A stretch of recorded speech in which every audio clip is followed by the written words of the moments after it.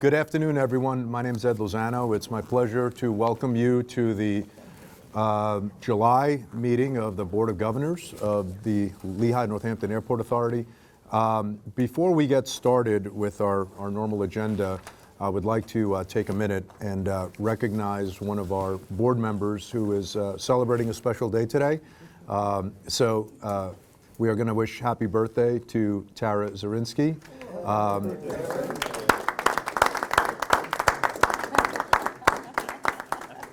I'm not sure if we're allowed to do this, but I think it'd be nice and appropriate to maybe sing happy birthday. So Tara, just for you. So I'll kick us off. Happy birthday to you. Happy birthday to you. Happy birthday, dear Tara. Happy birthday to you.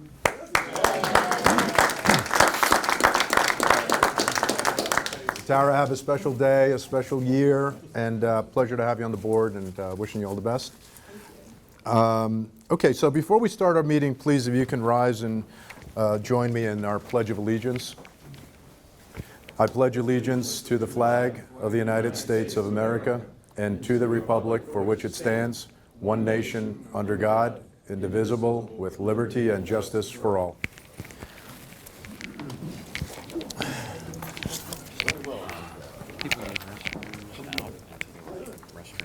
Okay, thank you. And a small housekeeping item. If anyone needs the restroom, Tom advised go out the front doors and make a right. Yes. And they should be on your right-hand side. First we'll pass it off to Sylvette for roll call, please. Brian Daines. Here. Chuck Dicott. Mike Dowd. Here.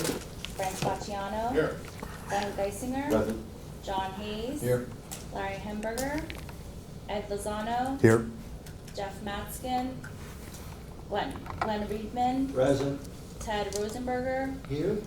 Mike Stershik. Matt Turk. Here. Chris Worley. Here. Tara Zarinsky. Here. Okay, great. Thank you, Sylvette.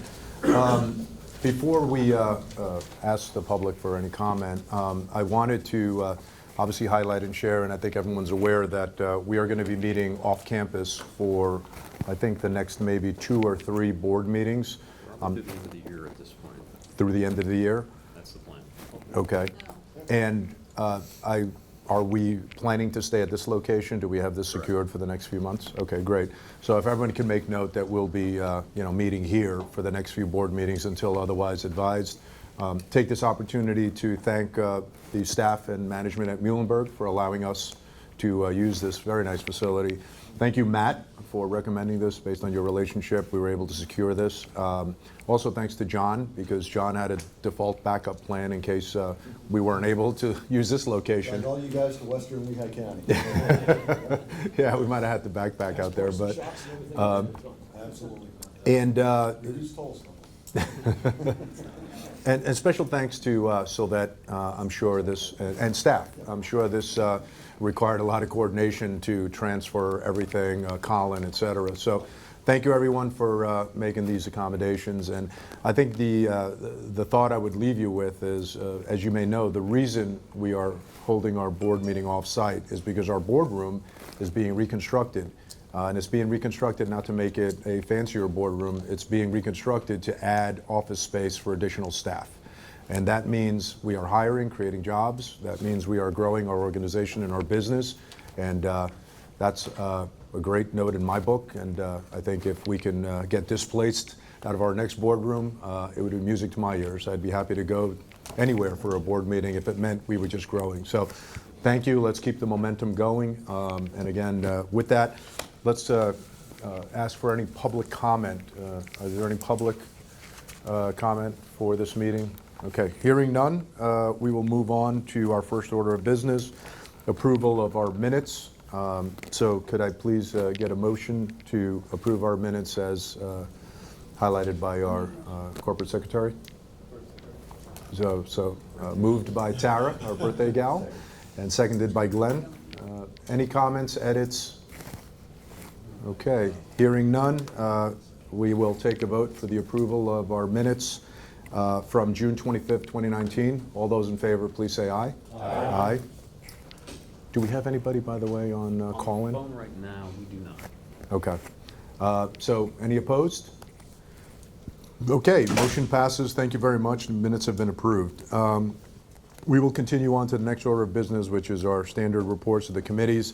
I'll pass the floor to our treasurer, John. So, John, if you can please share with us the finance report.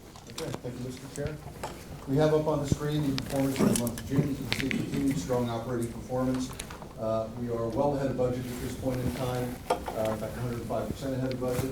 Important to note as well a couple of things. In June, we accrued an extra, and Todd, there was a discrepancy in the numbers. I believe it was 100,000 in additional accrual for the airline settlement account. That's the process we go through on an annual basis to settle up with the airlines. So we did accrue an extra 100,000. We also have some volatility in our, if you remember, our recurring, non-recurring revenue categories. That has to do with land sales, settlements, insurance proceeds, et cetera. In the month of June 2018, we received a $127,000 settlement on the insurance payout for the TSA roof repair. We had a roof repair and storm damage. That was included in income in the 2018 numbers and not in the 2019 numbers. So you see for June, strong performance versus budget, 429,000 net income versus budget of 209, but we are a little bit below last year, primarily due to that insurance settlement and again, the additional accrual. Going to the year-to-date numbers, go to the next slide, please. We'll see also continued strong performance year-to-date, net income of 1.7 million versus 646,000 budgeted. We are about $300,000 below the 2018 performance, also relating to the recurring, non-recurring revenue items. In 2018, we had the insurance settlement. We also had $284,000 in net proceeds on the easement sale to Rockwell. So all in, that is a total of a little bit over $400,000 in recurring, non-recurring revenue that was reflected in 2018 that did not occur to the same levels in 2019. So we are seeing continued strong operating performance in all of our divisions. Cargo continues to run a little bit behind last year. We're averaging about one flight a day less than we had in 2018. We do expect that, I believe, to rectify itself in July. I'm sorry? It's already It's already happened, so there we go, even better. So going to the next slide, please, Sylvette. I'm going to defer talk of the passenger traffic to Tom's exec director report. I think that's something we can all take a lot of pride in and really give credit to the management team that we have here at the airport to continue to drive not only strong growth in Allegiant due to the addition of the flights down to Nashville and also to Savannah, but also continued strong growth in legacy carriers, which is great to see. That's traffic, and that drives a lot of additional revenue. That drives the parking numbers that you saw in the operational statistics and things of that nature. But Tom, I'll defer that to you to talk details. Okay, we've already talked about these. I think it's good. Lastly, talk about cash flow. Just a very brief reminder, we did change the format of this report back in April. So rather than doing 12-month projections, we now do a report that shows the next 3 individual months, then on a quarterly basis, and then to an aggregate. You'll see that we continue to maintain cash above 60 days on hand. That's our target number that we want to maintain. It gets tight as you look at the projections, but there's also a lot of volatility. We see a higher number this month than we expected to have because there was some delay in capital payments or capital project payments that were expected to be made. We also did get the 2018 update for our competitor airports in terms of their cash on hand, and they average 79 days. So we have made a tremendous amount of progress from the dark days of 2013, 14, 15, where cash was extremely tight, to being basically on par with our competitors. And that's a good position to be in because we've got a lot going on. We want to make sure that we maintain strong cash levels. Also a reminder, the cash days on hand excludes all of those funds that are set aside for specific projects. So that is a true free cash on hand number. So with that, I'll ask Todd if I missed anything. Yeah, I just wanted to point out a couple things. As John pointed out, we're halfway through the year. We're about 2 million, 1.7 actually, net income. The budget net income for the whole year was 893,000. So again, if we can go zero for the rest of the year, which we're hoping not to do, we're ahead of the game. He did point out the settlement number.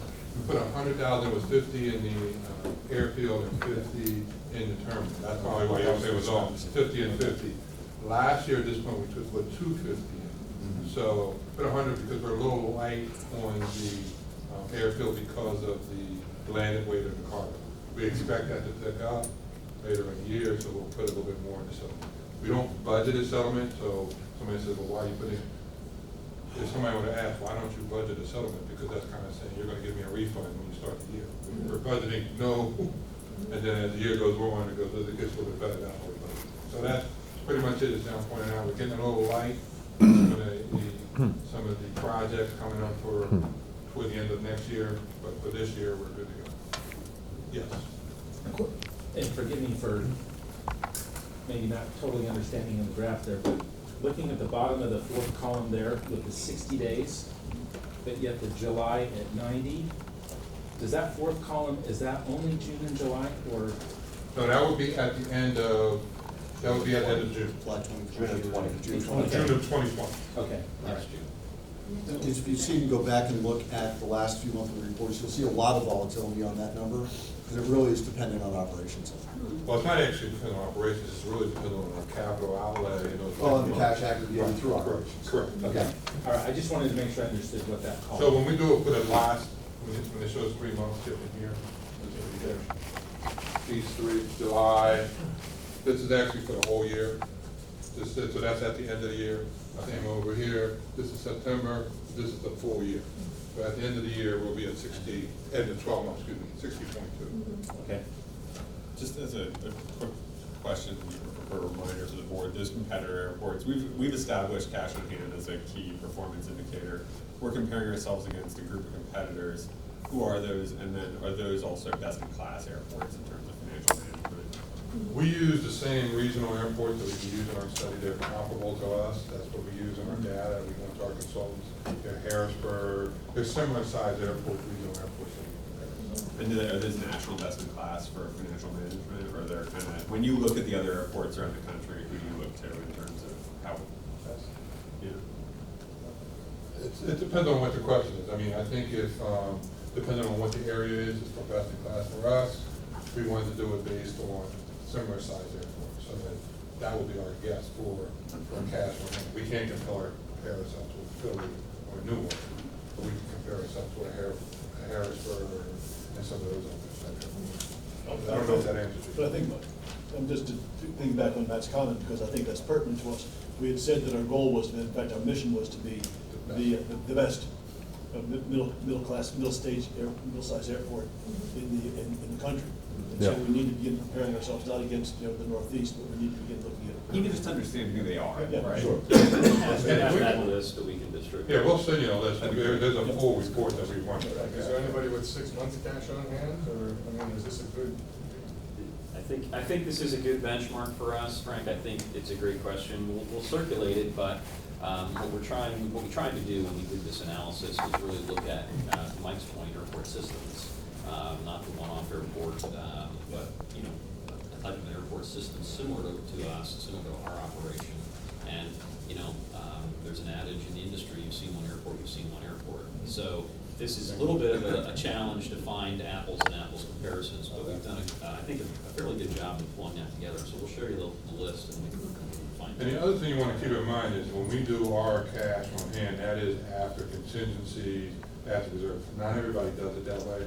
So ours is a little bit more conservative in our number. We already got some built-in kind of cushion. I only asked just we've had so much good news here lately that it's time, to Mike's point, to start elevating our standards to go beyond that. But we can circulate certainly all the names of all those airports that we use kind of on our benchmark. Terry, you have a question? Are there any impacts on the budget from the passage of the state budget that we should be looking ahead? No, I think it mainly impacts the timing of some of our grants. Okay. No. We get some state money. Yeah, we do get state Yeah, money. so will that have any cuts or anything that we should be aware of? Yeah, it would impact us on our grants Right. and the timing of when we get some of our state grants. But we put in some conservative numbers in when we think we're gonna get our cash back. The state is always slow, even without this, so, Even without this? yeah, so we've already kind of factored it into our. Right. When I talked to the LVPC, they said there were some transportation cuts all Yeah, around, and I mostly wondered if that highway, included, bridge. yes, but I wondered if there were additional ones for, None of our grants. okay. Yeah. On the Bureau of Aviation side, nothing that hits us at this point, but Okay. it's, to Todd's point, something that we're always conservative about Right. based on the timing. And it seems like a much slower process working with the state on some of those reimbursements for us. We want to make sure that, you know, we're not anticipating the funds on day one, so we can kind of be pleasantly surprised. Okay, great, thanks. With the PennDOT bids, Yeah. anything of what that's going to do to Project 1122, does that impact the developability of our property? Just in terms of volume traffic? I mean, I don't know if we know the extent of that impact on 22 at this point, but it's something we're certainly paying attention to with Becky and talking about what that looks like. And I don't know if there's other thoughts about that, but at this point, nothing that I can put my finger on, but some are certain things. Okay. Do you have any other questions? Any other questions? Great, thank you, Todd, John, for that report. Obviously, wonderful news, great momentum. Matt, thanks for highlighting that, and thanks for starting to benchmark against other airport systems. You know, we probably are gonna have to take other KPIs right now. We picked out, you know, the days on hand for cash. Sooner or later, we'll start expanding that, right, to revenue, to margins, to traffic, et cetera. But that's a great start, and Anyone else that got a perfect inspection for 2 years? correct, yeah. Yeah. Exactly, that's a great point. So there's a lot of KPIs and factors. Figure out, but They don't push it back? yeah, it's not always. Guess they weren't perfect, they wouldn't show up. C minus. So, again, good collaboration and good improvement in our financial reporting. Let's keep it up. And just the numbers are amazing at this point, given where we were a few years ago. So the only thing I would close with is let's not take our foot off the pedal. Let's just continue to push ourselves to maintain that momentum. And with that, any other comments before we take a motion, please, then, to accept the treasurer's report as presented? So moved by Matt. Can I get a second, please? Seconded by Mike. Okay, any other additional comments, questions, et cetera? All right, let's take a vote. All those in favor of approving the treasurer's report as presented, please say aye. Aye. All those against? Okay, report accepted as presented, sorry. Okay, so great news, and thank you again, John, for the report. We'll pass now the torch to Mike for the business committee report. Thanks, Eddie. And one of the good things is, as we continue to make that Marsh Turk being the premier airport, one of the things we need to address is our runways. Yeah. And as you know, we've been spending money and receiving grants to accommodate that rehabilitation, but we have three grants we need to agree to receive, and they all deal with the rehabilitation of Super 624. And I think we'd have Brian address the three of them together. We may have to vote to accept them individually, but I'd like to address those three individually. The aggregate. Good afternoon, everybody. So, the three grants, as Mike mentioned, we've been talking about the last couple of months. I believe it was last month, Cedric came in from ADCI and gave an update on the runway project. So, just kind of going through to keep it as simple as possible, talk about funding and incorporating the funding. The FAA wanted us to break out the project into three grants. The first one, which is 106, which we can point to, the 106 is the fourth grant associated with the project, and what this one is actually covered with that $1 billion infrastructure supplemental discretionary fund that was announced back in 2018. What this phase is, actually the numbers actually worked out pretty well. I'll have to scroll down a little so that please. The base bid that we received from the general contractor that's currently doing phase one now. So again, they have that familiarity with the airport.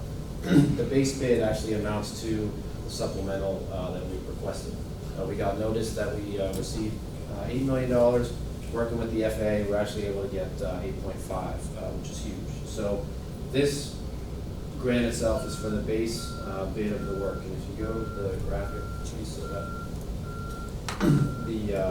the base bid really is rehabilitating the entire length of the runway and then replacing it at the current grade. So the inlets are still on the pavement, but it's getting us that that pavement section that we need. So again, just a very brief highlight. The grades stay the same, but we're milling and replacing what's there. So that's the first grant. Close that, so that. Ryan, can I ask you about the thickness? How much are we talking about milling? This one, I believe, is 2.5 to 3 inches. So putting back what was already there. In certain sections, 2.5 to 3. The next grant we actually talked about, I believe, back in May or June. It's that reimbursable agreement. So it's the FAA paying the FAA to pay us, so then pay the FAA. Really, this is just getting our reimbursement back for that agreement. The cost is still the same, that $386,000. Is for that navigational aid review and conformance with their requirements. So any questions on that? I mean, that's pretty simple from last time. Close that, so the last one is really what we had, again, as part of the runway. It's what we had in our CIP with the FAA. But this funding mechanism is all of our passenger entitlements, our cargo entitlements, and then the other discretionary that we work with the FAA to get every year for our projects. Again, it's the same bid package. James Morrissey, the contractor that's on site now. What we did in coordination with the FAA is created ad alternates in the bid package. So we talked about the base bid for the first grant. This one is actually ad alternates 1 and 2. So if you go to the graphic, please, so that what this one is now that we've milled and replaced the entire runway, this is actually milling and overlay. So you've heard that W section that we've been talking about, the inlets in the runway. This portion of the grant, which is still happening in one construction year, it's kind of hard to see, but it actually gets rid of that W section. So the phase that we're doing now is taking the inlets outside of the runway surface and safety area. This portion of the project is actually building it up. So actually extends the life of the pavement and also gets that drainage where we need it. The other piece here that was included, this is actually probably, so let me correct me if I'm wrong, this is probably the last direct buried circuit we have on the airfield for lighting. So the FAA has agreed to help us pay to put all this in conduit and concrete duct banks and that kind of thing. So that's a big piece just to keep that reliability for our taxiway system as well. Ryan, similar question to Brian's. How thick is the additional overlay? So this one, I believe, is about 3. Another 3. Another 3 additional. Yeah. It's going to vary a little bit, as Ryan points out, because now we're going to get rid of the W and just do the inverted V. So there will be some variability in that thickness across there, but now this is starting to address that drainage. And now that we're actually in this phase capping the inlets in the pavement and paving the top of them. So that's really what this second piece was about. Yep.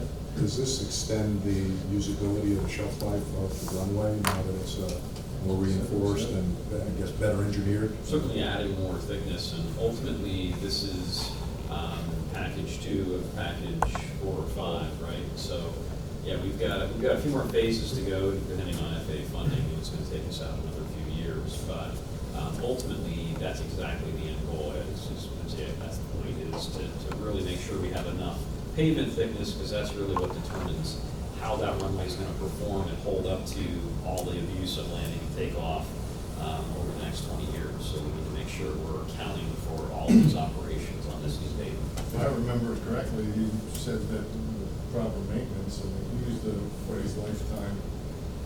Yeah, I mean, Or as close as you can get to it. as close as you can get, and 20 years is, I think, a great number. And I think, that's what we saw on this last go round. But you're absolutely right. There's maintenance intervals that have to make sure we're taken care of, and that's an important part of making sure we get that life out of it. And that's part of what we've done as well in our master plan process as a pavement management program. So the FAA wants to see that when they're making the investment, that we're also investing in this pavement by maintaining it. Okay. Sort of a funny comment, but maybe there's some relevance. I remember when we had the air show here, the Harrier jet was unable to do a vertical takeoff because it would, quote, melt the runway. Right. That's right. Wow. And would it melt this runway? Yes, Okay. absolutely. So yeah, they look for a a concrete, a Portland cement concrete surface for their vertical takeoff and landing, but anything bituminous, the asphalt, yeah, not gonna withstand that. So we can't have Harrier. Sorry. Only in certain I just can't occasions. take off first. They're getting old too, so it's. Is the pavement, I'm assuming it's gonna be grooved? Yes, Okay. yes. And the grooving takes place, Typically 30 days after, after it's cured, after the pavement's cured. So we might be doing it in sections since we're doing the entire length of the runway. But yeah, typically it's 30 days. it's important for drainage and for hydroplaning. Absolutely. I mean, because that's a factor that you put in, in your performance. And the only other comment I would add is the airport where my flight department is currently located, they're doing the runway pavement piecemeal, where they're doing the keel and then certain sections, and that's just the way they've decided to do it, which is, according to their funding and everything like that. But the problem is no matter how careful they are as they try to marry the sections together, as you rumble down the runway, boom, boom, boom, boom. So there's a real advantage to this, altogether. There is. Not only for things getting in, not that I'm a pavement engineer, but it seems to me that every time you've got a seam and you've got stuff that can get down in it and expand and do everything like that. So there's a real advantage to contiguous Going back to paving. Ted's comment on maintenance, is the more pavement units we have, the more maintenance. So the more paving we can accomplish in an evening when we're doing a shutdown and getting this done, it's important to minimize the number of pavement joints. Because where I'm at, every time you hit one of those joints, and you're doing 120 knots, as careful as they are, you're gonna feel it. You're gonna feel. And And then ultimately, ultimately- that section of pavement takes a little bit more abuse, and over time, that's where you start to have other issues that require. Water seeps in, the chemicals seep in. Yeah, and since we're actually doing the mill and replace and then the overlay and then strengthening, there's different, paths you can take to actually get to the final grade as smooth as it's possible. And it is working through those transitions, absolutely. One more step on our mission to be the premier. All those things begin to work. I don't know if we have to deal with these things individually, or can we have a motion to accept all three simultaneously? What's the FAA want us to do? I think it separately is preferable. Well, before we go to the motions, we do this work overnight? Yes, so it's 11 PM to 6 AM. Only affects runway 624 since we did the intersection this year, so 1331 remains open. So again, that helps with cargo carriers that are coming in around midnight timeframe. Okay, that's gonna be my question. Final So that's rollout not- is 2023, so. Yeah, so depending on, assuming now the final package takes 2 funding cycles with the FAA, unless we get, what we did this year, we're soon to be done around 2023. So again, multi-year project, definitely a good investment, so at the end of the day, we get this runway that can handle future growth that we're seeing. And just for everybody's benefit, we did discuss briefly the alternative of a concrete runway, so to speak, right? And I think, maybe in our future, there may be the need for it or funding for it, et cetera. But can you just share why you don't move forward today with a concrete runway, just briefly? Yeah, I mean, really, it's the cost is much higher, and the FAA has to have a justification for that cost increase. But then also, because we're not like a large airport like Detroit that can shut down a runway for 2 or 3 years, that's a piece. With concrete, you have to go to the base and work up.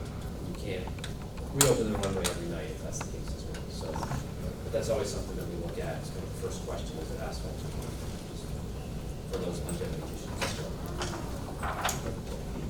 All right. Then on behalf of the committee, I propose we accept the first grant 3-42-001-106-2019. I'll make that first. I'll second. Any questions? All those in favor, please say yes. Yes. Any opposed?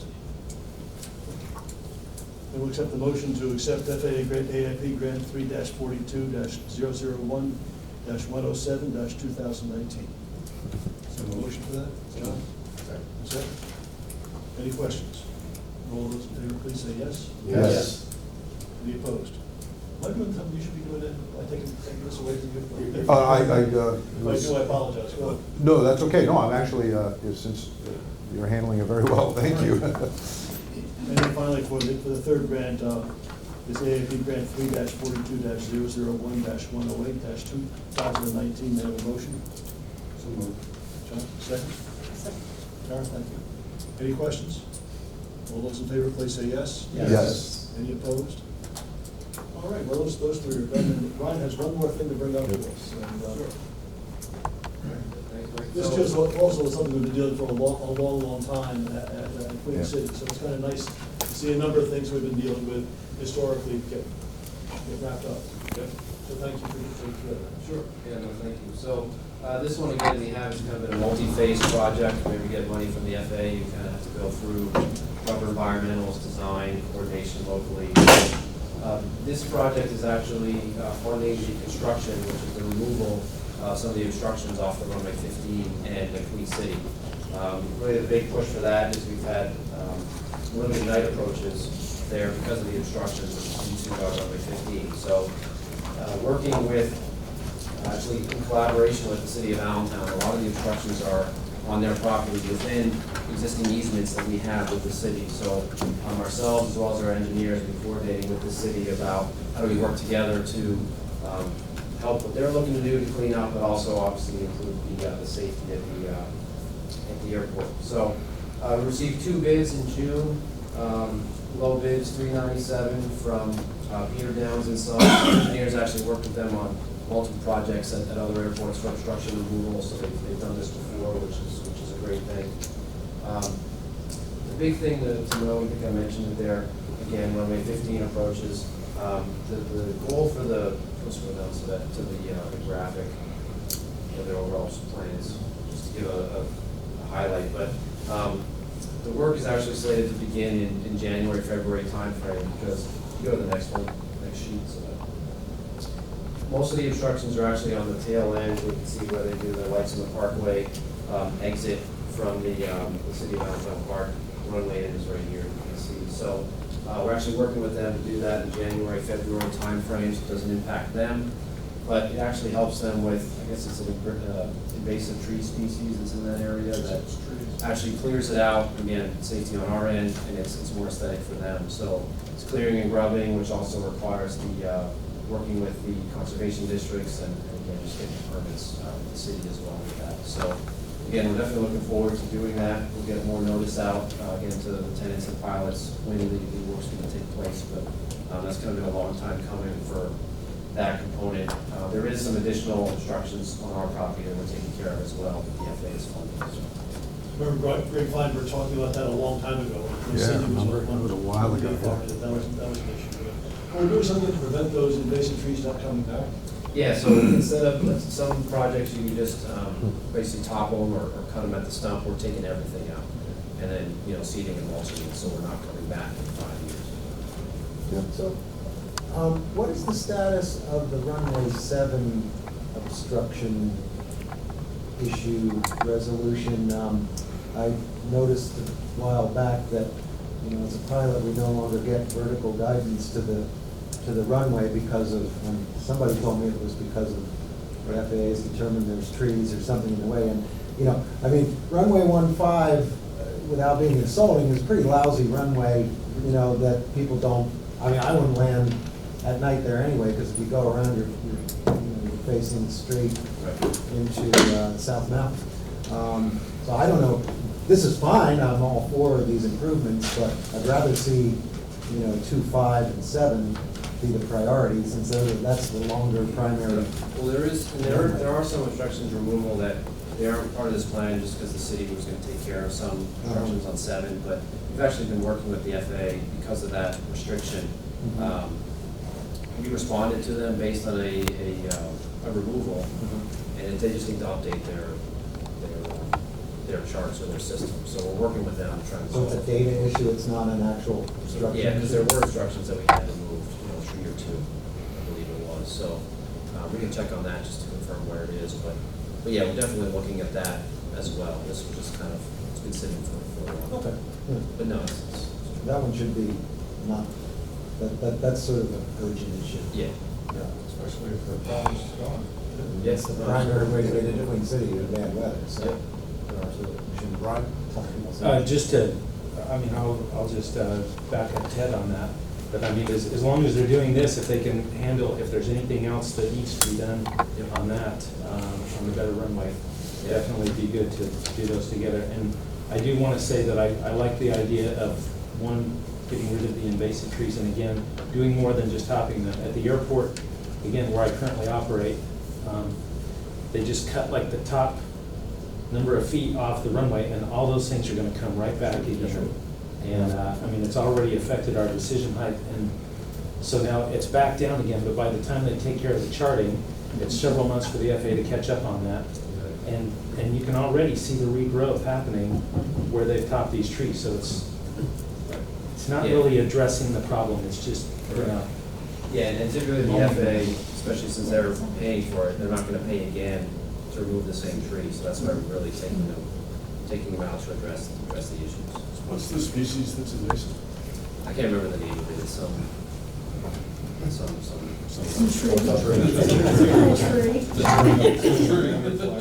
Yeah.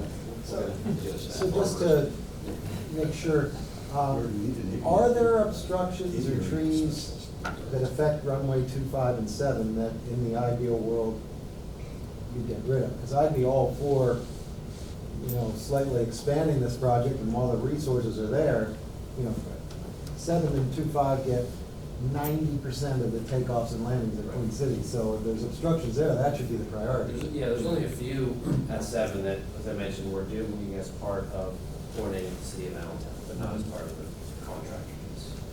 So we're still taking care of, there's only a few as compared to this, about 2.5 acres. There's also a couple on private property also. That we're working on. And that's actually, that's a good point, that's the second phase of, in order to get funding, you need easements from the property owner, so that's the next step of that component. So it definitely is still involved with that runway 7 being a priority. It's just going to be cooperation with the city of Allentown's important, because that had been a sticking point for us over a couple of things. Yeah.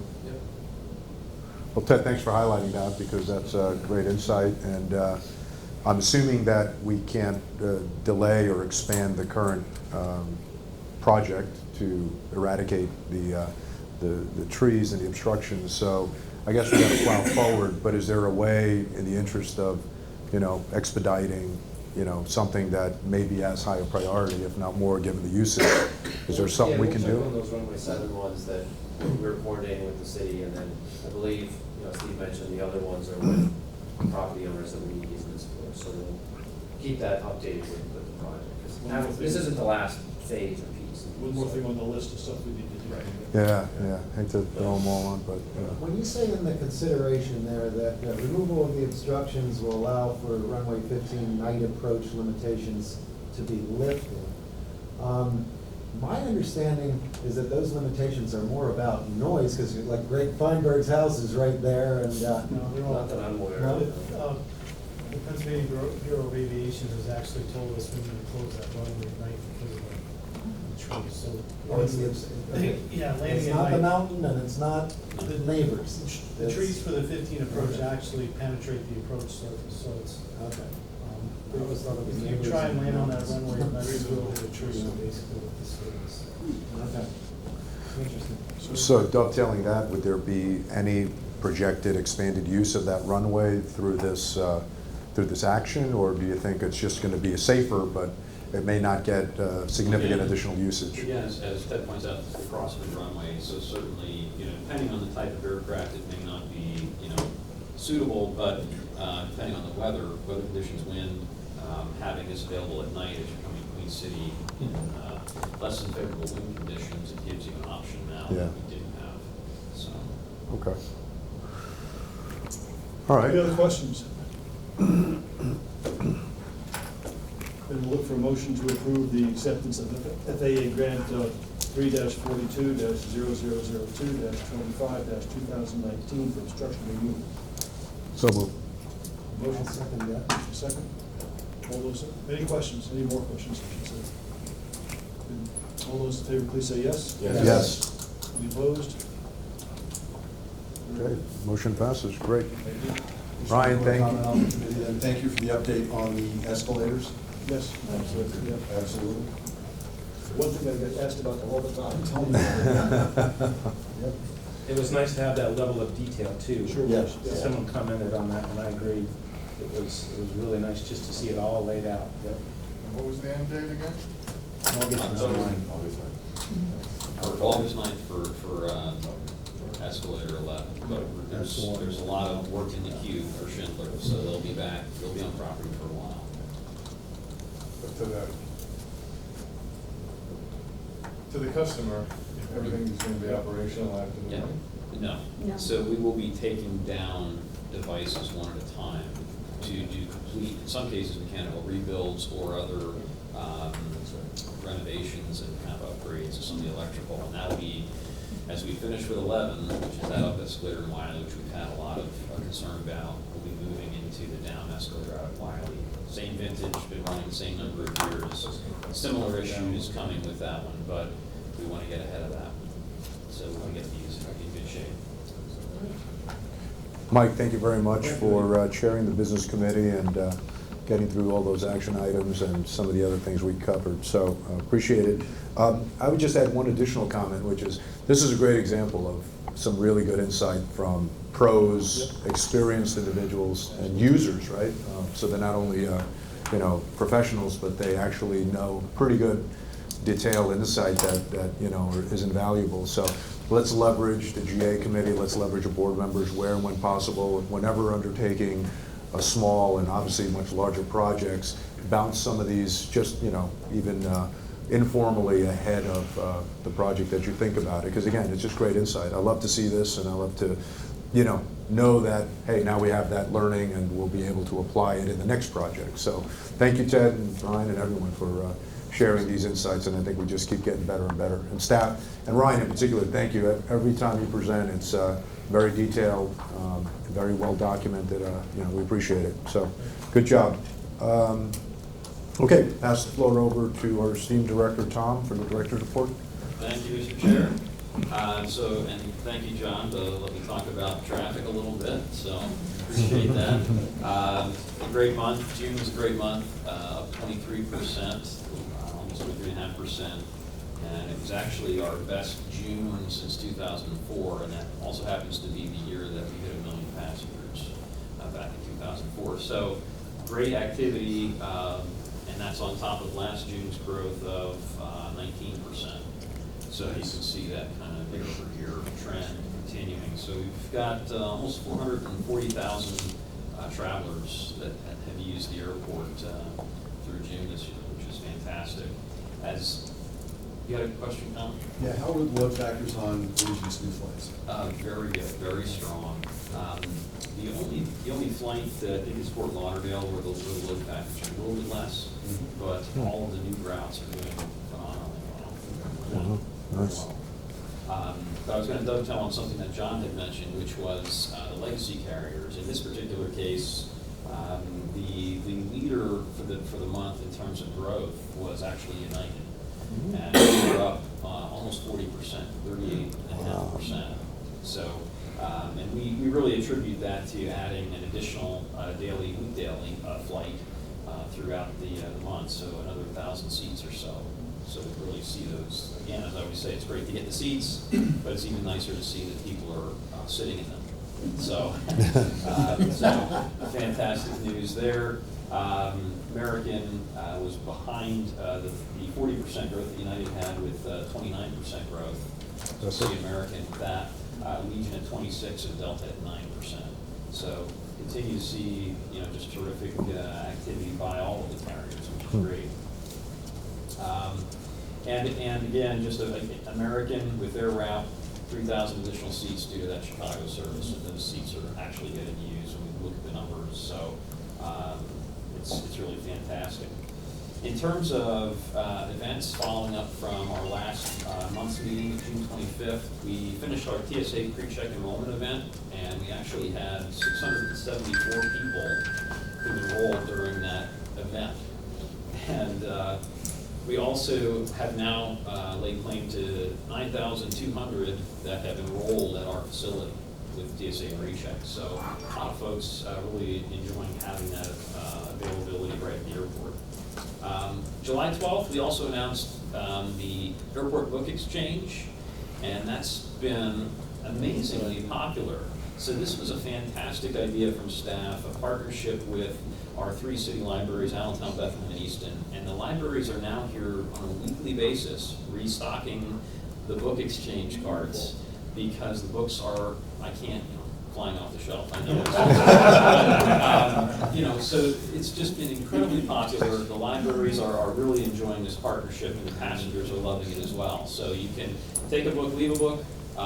It's a great opportunity to enjoy something other than power off your device and grab a book and promote literacy in the valley. So just a great event. We also, on July 23rd in the main terminal, we held a public blood drive for one of our employees, Michaela Ashmar, who's going through a challenge herself, and we were able to get 59 units of blood donated, working with Keystone Miller Blood Center, and so just a great public event, first one we've done publicly, and had a really good turnout, so we were excited to do that. And just yesterday we unveiled our Canteen Smart Market, and this is really about some smart vending, some really neat options to, if you're in a hurry moving through the airport, great way to get get a quick bite, something to drink. And it's also really convenient now with United operating out of the lower level departure building to have those options so close to their gate area. So I think it provides, again, as we see the numbers growing up, more people moving through, giving people some options and more food choices is important. And then in terms of upcoming events, I just wanted to mention 3. August 17th, which is a Saturday, movie at the airport. So strangely enough, we're going to show Disney's planes. So that sounds weird, but that'll open up. Gates open at 4, and that'll run to 10:30. And we're also working with the EAA, who's going to have Young Eagles flights. So that'll be a nice opportunity to get folks interested in aviation, and hopefully we'll call for some good weather on that date. On the 19th of August, a Monday, we're doing our annual emergency plan tabletop exercise. Steve Connors and his team will be orchestrating that exercise, working with about 100 usually attend, and I think that's what the room is limited to. And so we'll have that at FW Web, and that's all of our mutual aid responders, fire, and EMS, and making sure they're familiar with our emergency plan and access at ABE. And then last but not least, August 27th is a Tuesday, and we're doing another Fear of Flying seminar at the main terminal, so you can sign up at flylva.com if you'd like to get over your fear of flying. So, Ted, I guess you won't be signing up. So other than that, that concludes my report, and I'm happy to answer any questions if there are any. Sure. Thank you for that report. First question from Brian. Yeah, so just a parking question, with this influx in, as the travelers continue to increase, where do we get to, I mean, if you were to show the ebb and flow of the parking, are we using 90%, are we using 80%? What are we using with our capacity? We're hovering over 90% in terms of our capacity. And I think one of the great things we did as a staff is really looked at some options. And one of the projects that Ryan was able to get performed, and I think was really important, was an area that was an old employee lot adjacent to our long-term parking lot has been kind of reconstructed. It was in really bad shape. Another piece of pavement we're working on, so now that's back in place, and it added about 200 spaces to the long-term lot. We've also added a van shuttle, and we're running loops through that terminal parking lot to get people in, and certainly at the assistance, we want to be able to do that. But the other piece to this is we have on standby our overflow lot, which adds another 250 spaces, essentially where our old economy lot used to be, if you're familiar with that location, further north of the main airport entrance. And so, if need be, we'll have signage to deploy to open up the overflow lot, and we're hoping it happens. So, good problem to have. But to your point, it's something we've been really staring at as we saw the spike in April and really got close to getting full in that lot. We wanted to make sure we had a couple of options. But we're doing daily parking lot space counts and making sure we're tracking that. And I can't recall the numbers from this morning's count. 450, I think. Okay, so there you go. So 450, but that does ebb and flow each day, and sometimes we're down in the 200s and then sometimes back. So without that additional 200 spaces, we really would have been in trouble. So, Ted? a follow-up question, if I can. Sure, sure. Brent, go ahead. Chairman. Actually, two. So, long-term, you know, I mean, let's say, you know, somewhere down the road, we're running 2 million people through here.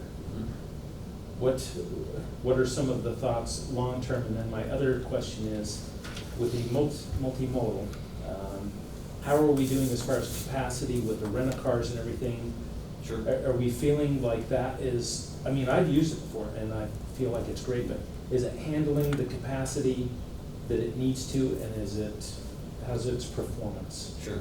So that's working actually very well between Transbridge, Atlanta, and the rental car companies are all complimenting us on that facility and how that's working for their customers. So much better experience with the rental car customers, much shorter walk, very well lit, nice lot to work from. And same thing for our Transbridge customers as well. So they're able to park very close and have access to those facilities. So the parking is something that we've been really staring at in some of those further northern paved areas next to the terminal. I want to make sure that, again, to your point, as we grow, we're taking advantage of the existing paved parking that we have between employees, customers, and rental car staging, but also then beyond that, as we start to run out of surfaces, you know, what's the next thing? And so there might have to be, you know, we're looking vertically into a structure to accommodate that as we grow.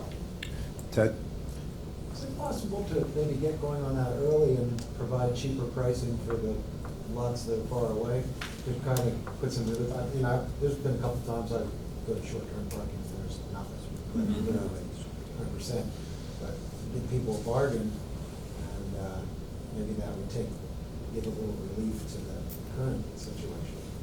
Yeah, so we have looked at the different pricing structures. One of the things that we're also looking to come online with in terms of a project this year is in our capital program is replacing a lot of our parking equipment. And some of our frequent flyers, what we refer to as our Aero Club members, also have some parking close to the terminal area.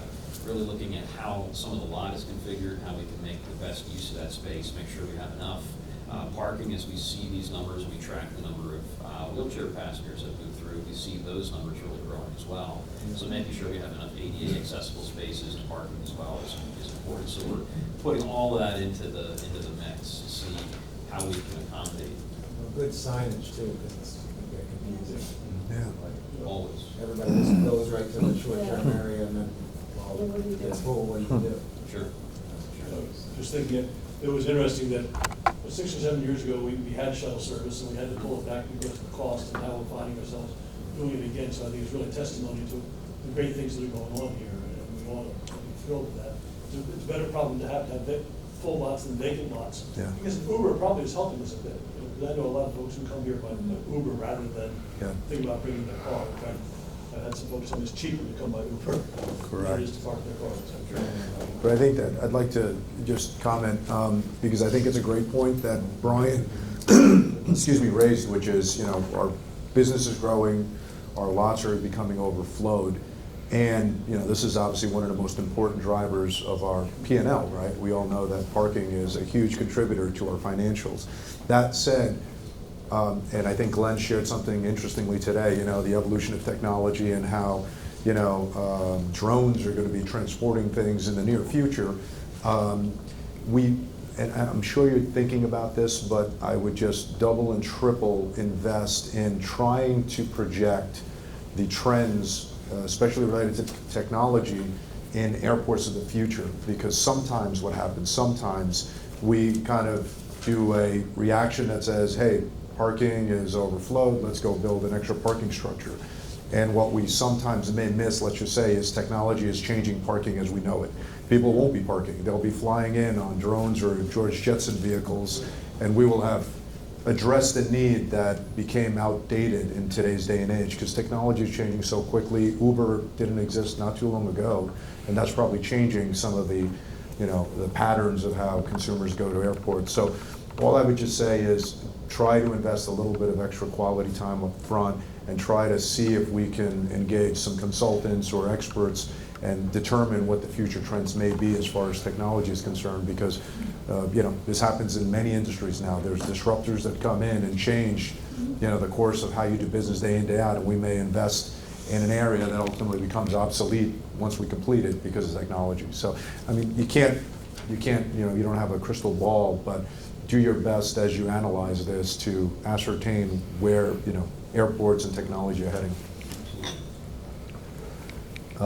Glenn, did you have a comment? Yeah, you had a great point, Mr. Chairman, but one of the things, I have a question of the I'm sure, maybe the data exists, maybe it doesn't. Do we have a feel for the differential of what Uber and Lyft had done to taxi traffic? People would have taken a taxi or some vehicle, they would have arrived and left anyway.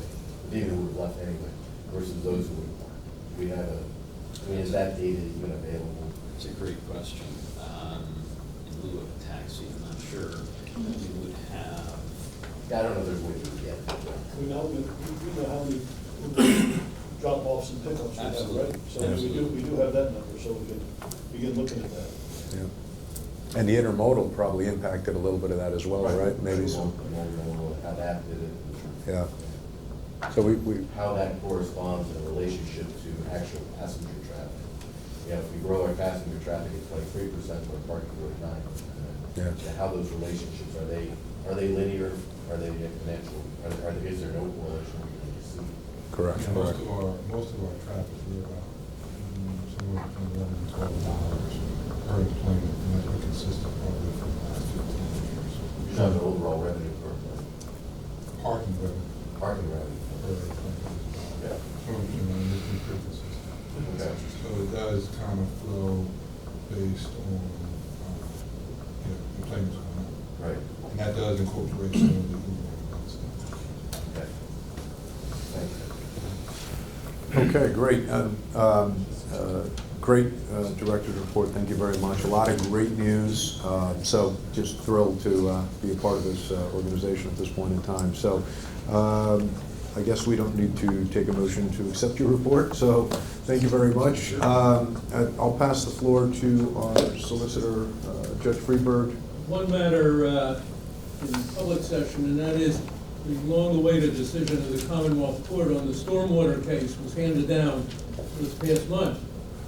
Unfortunately, the Commonwealth Court did not decide the critical issue from our standpoint, which is whether it's a tax or fee question. The Commonwealth Court said alternatively that they needed more information to make that decision. Now, what that means is that case, the Westchester Borough case, will go forward. There'll be discovery proceedings, witnesses come in and testify. The likelihood is it's quite a lengthy delay that's going to result in the Commonwealth Court case. So it's not likely that we're going to get the Commonwealth Court decision that we had hoped for, explaining whether it's a tax or a fee, which is central to our case. And what does that mean in terms of our case with the city of Allentown? What it means, I believe, is that we are in all likelihood going to have to go forward and present our case to the Lehigh County Court. This is a disappointment because we had hoped to get a definitive decision from the appellate court, but we don't have that. What will occur is I am certain the judge, Tim was going to sign, Judge Wrightley, will schedule a status conference and get the lawyers in on both sides, and we will talk about whether we go forward in this case or whether we wait until the Westchester case ultimately runs its course. But as I say, the likelihood is that the Westchester case is going to take a while, given what this Commonwealth Court has decided. So in all likelihood, we are going to have to go forward with discovery in our case and possibly even hearing on the merits in our case. That's the status, and I'll let you know when I know what the judge's decision is about that. Thank you, Judge. Any questions for the judge regarding the stormwater litigation? Ed Sauer? So will Westchester Borough be waiting on our judge's decision? I'm sorry, I can't. Will Westchester Borough be waiting on Judge Wrightley's No, that's to the case. determine the tax or fee? That's an independent case, and that's the Attorney General of Pennsylvania is representing the state education system there, the Westchester University. And that's going to go forward independent of what our court does. And in fact, since that's in appellate court, Right. the decision in that case, they're not gonna wait for a decision from a common pleas court. They're gonna go forward and just get it decided at the Commonwealth Court level in all likelihood. Right, so what's the likelihood that the judge will stave off litigation for right now until that judgment comes out? It's Because a possibility. that would overturn any judgment he would have, then Yes. if it came one way or the other. So it would be in his best interest, or in the best interest of the case, because I don't think any judge wants their order overturned. Rather not if there's gonna be an appellate court decision. The problem is that no way to predict how long it will take to get that case, the Westchester case, in a posture for the appellate court to decide. And Isn't that- meanwhile, we are paying each year Um, $70-some thousand, which is gonna amount, let's say it goes on for 2 or 3 more years. Mhm. That's 2 or 3 more years that we are gonna be depositing $70-some thousand annually with the city. Of course, we're paying it under protest, so if we ultimately win, we get it back. Right, so if we are paying it under protest, and we would ultimately get it back, we would have been paying it anyway if we lose the case, and we'll get it back if we win and wait, but how much will we be paying in litigation every year? That's an excellent point. It would cost money to litigate this case. That's why I don't know definitively what the judge will decide. The judge, on the other hand, may say he wants to clear his docket. He's not prepared to wait. How many payments have we made so far? This is the Two. second year. This is the second year? Okay. We made one last year. We expense it or we carry that as an asset? No, we expensed Against Queen City? it. Queen City would be doing really well if it wasn't for that. Yeah, well, that took us to almost 100 It's a big number. We'll continue. It's only 80 grand. It's not a huge profit. It'd be slow.